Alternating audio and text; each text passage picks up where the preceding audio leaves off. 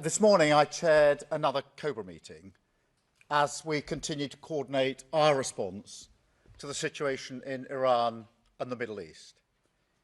I know that people are worried sick about their family and friends who are caught up in this, about the impact on our lives and our economy, and about the potential for even greater escalation.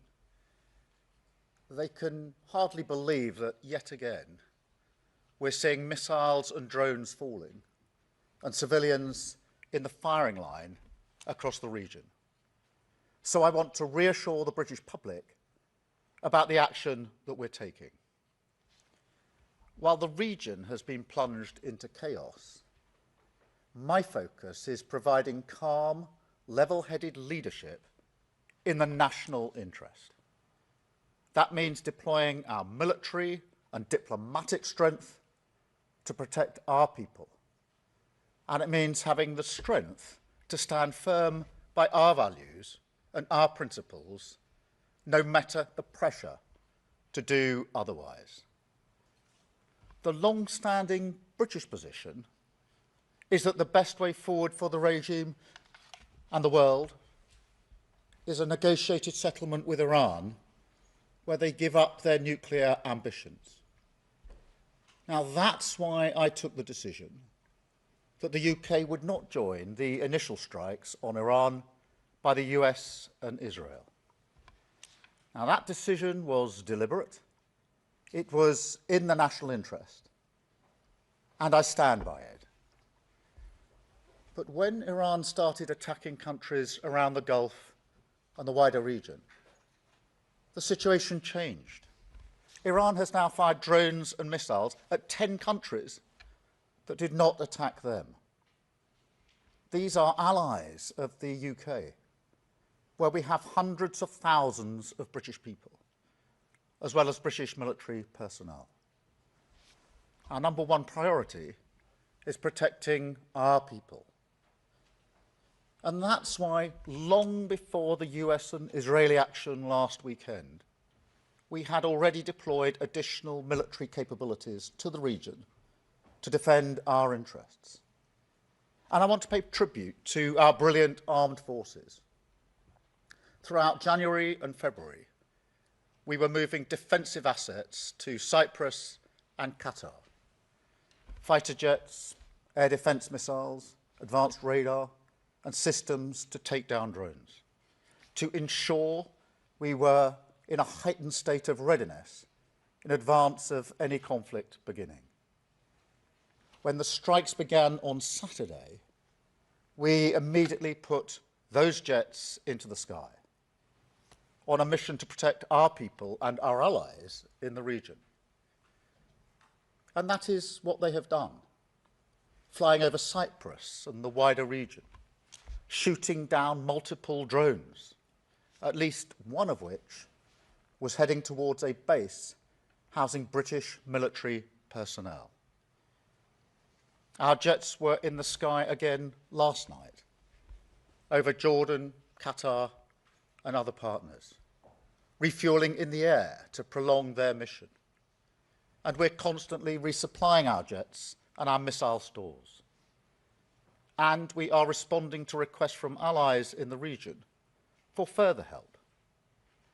I can announce today that we're sending 4 additional Typhoon jets to join our squadron in Qatar, to strengthen our defensive operations in Qatar and across the region. Wildcat helicopters with anti-drone capabilities are arriving in Cyprus tomorrow. The Defence Secretary is on the ground in Cyprus right now, coordinating our work and meeting our brave servicemen and women. We're deploying HMS Dragon to the Mediterranean. And we have allowed the US to use British bases to conduct defensive operations to take out Iranian missiles before they're fired at our people and our allies. We will maintain this shield over British people in the region and our allies. We are working to strengthen it every day. And we're working as fast as possible to get our people out. As of today, over 140,000 individuals in the region have registered their presence, enabling us to get them the information and the support that they need. We have rapid deployment teams on the ground in Oman and Saudi Arabia. And our consular teams are helping hundreds of the most vulnerable individuals. Despite airspace closures, we're working around the clock with airlines, travel companies and governments to open safe routes home. More than 4,000 people have now arrived back in the United Kingdom on commercial flights from the UAE, including vulnerable Brits identified by our teams. A further 7 flights are due to leave the UAE for the UK today. And I can report that our first charter flight from Oman took off a few minutes ago. We will lay on additional charter flights in the coming days. British Airways is putting on daily flights from Oman, and we will keep working with all of our partners to increase the speed and capacity of this airlift. I want to be very clear. This is a huge undertaking. It's one of the biggest operations of its kind, many times bigger than the evacuation from Afghanistan. It's not going to happen overnight, but we will not stop until our people are safe. I also want to say a word about the economic impact. Iran is targeting oil and gas facilities in the Gulf and tankers in the Straits of Hormuz, trying to inflict economic pain around the world. So we will continue to work with the industries affected and our allies to respond to any impact. And this is where the long-term changes that we're delivering for the British people are paying off. We have the right plan for defence, delivering the biggest increase in defence spending since the Cold War, to strengthen our armed forces and keep people safe. We have the right plan for our economy. As the Chancellor said on Tuesday, we're sticking to that plan so we can cut energy bills and help keeping families with the cost of living and helping them. We also have the right plan for our energy supplies, building up clean British energy like never before, decreasing our dependence on volatile international markets, and creating the energy security and independence that we need. Faced with this new geopolitical crisis, the sad fact is that some will try to use it to divide us. That's why the government is reaching out to communities across the United Kingdom, Jewish and Muslim alike, making sure that communities and places of worship have appropriate protective security in place. But look, as a nation, we should come together in this moment. Those citizens that are stuck in the region, scared and in need of help, come from all backgrounds. The armed forces who protect them come from all backgrounds too. We are united by our common humanity and our love of this country. This conflict could continue for some time. So I want you to know that your government is resolute in our response, at home and abroad. We will do everything we can to protect British lives, uphold British values, and safeguard the national interest. Thank you. And now I'll take some questions. And I've got Chris, BBC first, please. Thank you, Prime Minister. Chris Mason at BBC News. Can you address directly those at home and abroad who see your response and see indecision, prevarication and a lack of preparedness?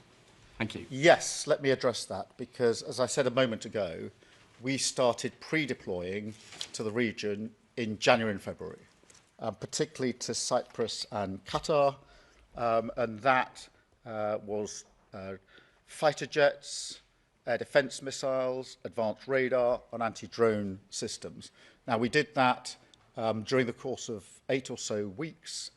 We did that in conjunction with the US and with our allies, and we continue to bolster the capability that we have there to keep our people safe. So there's been a lot of pre-planning gone into this, a lot of pre-deployment that's gone into this, and I'm satisfied that we can keep our people safe, and we're working very hard to make sure that wherever people have registered their presence, we can help them with the information that they need and the support they need, and get them back to the United Kingdom as quickly and as safely as possible. Thank you, Chris.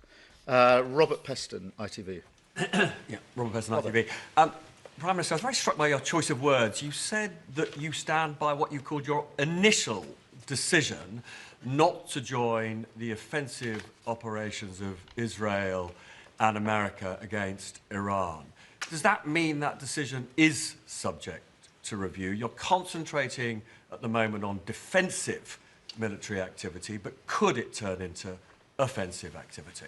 Well, as you will understand, we're working with our allies and with the US on this. We've been doing that for some time. The pre-deployment was done in conjunction and in discussion with our allies and with the US. And we have that capacity in the region that we pre-deploy to the region, and we're bolstering that in the way that I've set out today. The US are using the basis to do these strikes into Iran to take out the capability to launch the strikes in the first place. So that is the configuration, that is the understanding and arrangements that we've got in place. Thank you, Robert. Beth, can I come to you? Oh, thank you. Prime Minister, this escalating war is really frightening people that are watching today. President Trump says it will go on for 4 to 5 weeks. You've just said it will be some time. Do you have any sense of how long it could go on for? Do you agree with President Trump? What's your message to the British people worried about how it's going to affect their lives? Can you give them any reassurance that you'll help them on energy prices? And just secondly, on military operations, there's much unhappiness that military personnel and their families were left unprotected on the Cyprus airbase that was struck at the weekend. What went wrong? And do you apologise to them? Thank you. Well, Beth, let me set out my number one message, which is that our absolute priority is the safety of our citizens. And that is the focus for all the decisions that I have taken, including the decisions to pre-deploy in the way that I've described, and the decisions we're taking every day in order to deal with the situation on the ground in the region, the consular work to get people safely back home, and also what we're doing within the country, obviously, in relation to the division that can arise in situations like this. In relation to Cyprus, we've obviously had an airbase there for a very long time. There are protective measures in place, have always been in place. It's always been a protected airbase. It's not something new to protect the airbase. We pre-deployed further assets to Cyprus in January and February for that purpose. And we're bolstering that. So I want to be really clear to everybody in Cyprus that we're taking every measure that is needed to protect them, to protect the airbase, along with the other places in the region. Thank you very much, Beth. Do you think it will go on? Oh, I'm sorry. In relation to how long it will go on, I do know people are worried. They are going to be worried about the any escalation. I think they can see what's unfolding on their television screens. That will cause them anxiety, understandably. They will be worried about the impact on their own lives that this could have, and those with family and friends in the region will be extremely worried about their family and friends in the region. I absolutely understand that. We are doing everything we can to de-escalate this. I can't give you a time base for this. I don't think anybody can. My strong view is that we need to de-escalate, and ultimately this will have to be a matter of negotiation when it comes to some of the core issues like nuclear capability. Thank you, Beth. Paul McNamara, Channel 4. Paul. Afternoon, Prime Minister. Look, there are reports that you walked into a meeting, the National Security Council on Friday, with one opinion, and had your mind changed by Ed Miliband and others in your cabinet? So is it true that you wanted on Friday to give Americans a precautionary permission in the event of Iranian reprisals to use British bases for defensive action, but had your mind changed by Ed Miliband and other members of your cabinet? Let me be really clear about this. No request from the US came in the specific terms that we acceded until Saturday afternoon. Saturday afternoon. Well, just hear me out. And therefore, on Friday, there was no concrete decision to be made. The decision had to be made when we had the request. That came in on Saturday during the course of the afternoon. We're already taking measures in relation to our own capability. That came in on Saturday afternoon, late in the afternoon. We then, as you would have expected, went through the details with the US over the next day and ultimately reached a decision on Sunday, which I announced then on Sunday evening about 8 or 9 o'clock in the evening. But actually on Friday, we didn't have a request from the United States, and therefore no decision fell to be made. The decision fell to be made when we had the request. That was Saturday afternoon. We then worked it through. Decision on Sunday, which was a decision of all ministers, unanimous, that we should take the action that I then announced. Thank you very much indeed. Catherine from GB News. Thank you, Catherine Forster, GB News. Prime Minister, Cyprus, Bahrain, United Arab Emirates and others are being critical of the speed of our response. Have we let our allies and our own people down in the Middle East? We've still got a warship sitting in Portsmouth. And also, you said yesterday how in Munich you said we need to go further and faster on defence spending. But getting to 3%, let alone 3.5%, seems to have been kicked way into the long grass. When is your rhetoric actually going to be matched by the reality of when you're putting money into defence? Yeah, thank you, Catherine. I know you'll have heard me say a moment ago, we started pre-deploying in January and February our assets to the region to make sure that we had the capability that we needed there. That wasn't an isolated set of decisions. It was done in conjunction with the US, in conjunction with our allies, and we're bolstering that again. And therefore, I can say we're doing everything and have done everything we can at speed to make sure that we are properly protecting our citizens, which is my number one concern. And that's why it's very important that I set out the pre-deployment measures that we took.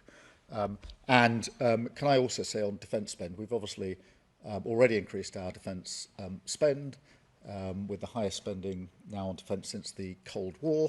And I've set out when I was at NATO summit last year and at Munich this year that we need to go further and faster, and that's what we'll do. Thank you very much, Catherine. I've got Stephen from The Times. Stephen. Prime Minister, Donald Trump has suggested that you've ruined the special relationship, that you are no Churchill. On the special relationship, is he right on that? Have you ruined the special relationship? Look, the special relationship is in operation right now. We're working with the Americans in the deployment from our bases. We are working together in the region. The US and the British working together to protect both the US and the British in joint bases where we're jointly located, and we're sharing intelligence on 24/7 basis in the usual way. That is the special relationship. That is a special relationship in operation. And clearly it's for the President to take decisions that he considers in the national interest, the right decisions for the US.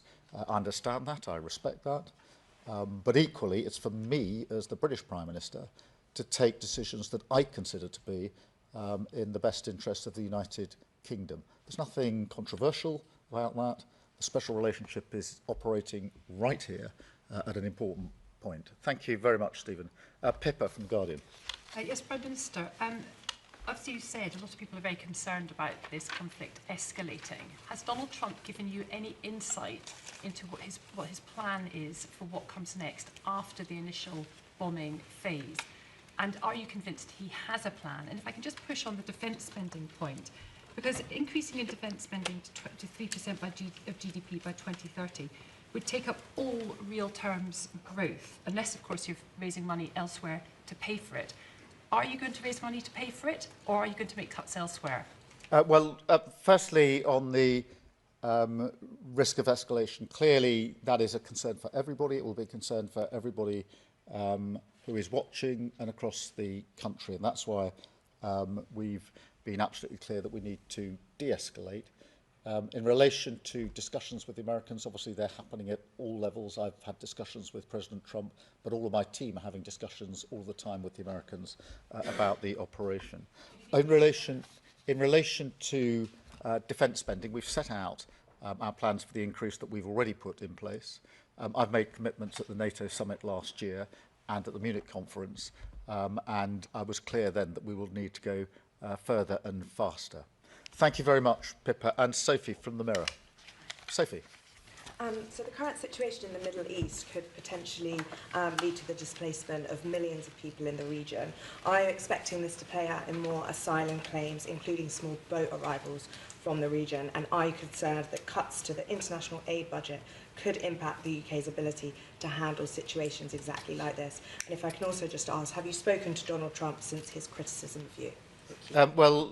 In relation to the situation that's developed, obviously we don't yet know how long this will last.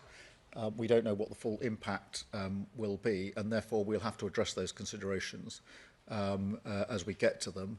And we will, because we are planning both the immediate day-to-day response, but also looking at the further scenarios into the future. In relation to Donald Trump, I spoke to him on Saturday evening this last weekend. Thank you all very much indeed. Thank you.